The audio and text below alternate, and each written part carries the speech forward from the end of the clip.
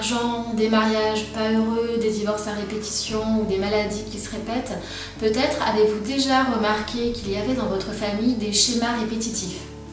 En tout cas, dans ma pratique de thérapeute, c'est vrai que les personnes arrivent avec des problématiques et souvent, on a un écho, une résonance avec les parents, avec les grands-parents.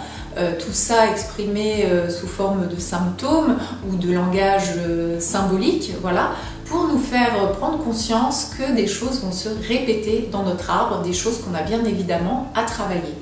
Et c'est pour ça qu'aujourd'hui, Rachida vient avec ses outils nous proposer un éclairage sur cette dimension transgénérationnelle, psychogénéalogique.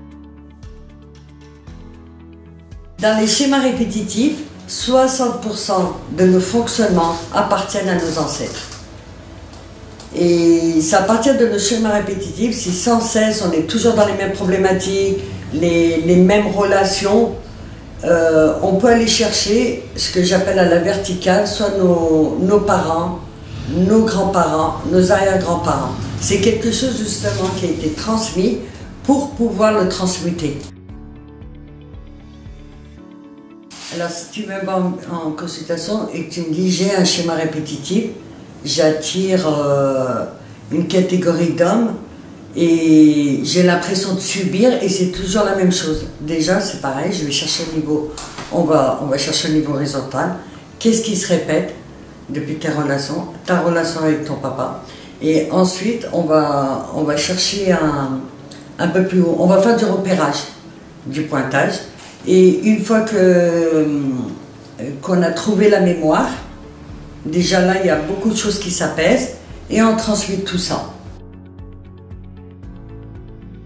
Le fait de poser un acte symbolique, c'est transmettre. J'allais dire, je fais beaucoup de dessins. Il y a beaucoup de dessins, l'inconscient il fait tout. Et le fait de dire à son inconscient que de prendre une autre route où il y a d'autres possibilités ou de sortir de ce schéma, ou de redessiner par exemple son arbre correctement, et ben les choses se posent. Les dates de naissance, les prénoms, il y a les événements, et par rapport à ces trois choses, ça va nous indiquer beaucoup. Et il y a aussi la place de la fratrie. On résonne avec beaucoup plus avec le même nombre en fait. On a la même résonance. Et à partir des prénoms, par exemple, pourquoi on a eu ce prénom, qui nous l'a donné, qu'est-ce qui s'est passé ce jour-là. Quand on fait l'arbre, il faut bien garder le positif, c'est ce que je dis. C'est pas le couper, hein, c'est l'élaguer. C'est très important de garder la base, parce qu'on l'a la base, les racines on les a, elles sont là. Et c'est vraiment d'enlever avec précision le négatif, les choses que l'on veut se débarrasser. Mais le reste, le positif, il faut le garder, c'est la force, c'est animé et c'est pas pour rien. Concrètement, l'exercice que nous a proposé Rachida, c'était de mettre des mots sur des liens que nous avons avec des personnes proches, donc de choisir des mots. Et je trouve que c'était vraiment un exercice intéressant puisqu'on se rend vite compte de liens, de similitudes, de points communs qu'il y a dans des relations avec les personnes. Donc j'ai trouvé que c'était un exercice qui était finalement en très peu de temps, en une petite demi-heure, on arrive vraiment à faire des prises de conscience. Et j'ai trouvé que c'était vraiment un exercice assez marquant et intéressant. Quand Rachida nous a proposé de tester un de ces outils, je suis arrivée avec une question assez précise en tête. Et en allant interroger les liens de relation entre différentes personnes importantes, eh bien, je me suis rendu compte qu'il y avait une répétition de schémas, effectivement, dont je n'étais pas consciente. Et c'était plutôt une belle découverte.